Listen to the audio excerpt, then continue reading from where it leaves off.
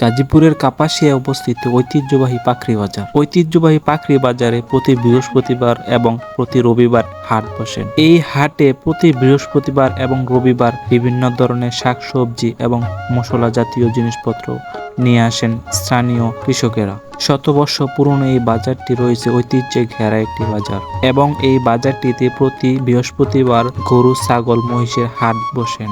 গাজীপুরের কাপাসিয়ার মধ্যে অন্যতম পুরনো একটি হাট বাজার হলো এই পাখরি বাজার, যে বাজারকে ঘিরে রয়েছে বহুত ইতিহাস এবং ঐতিহ্য।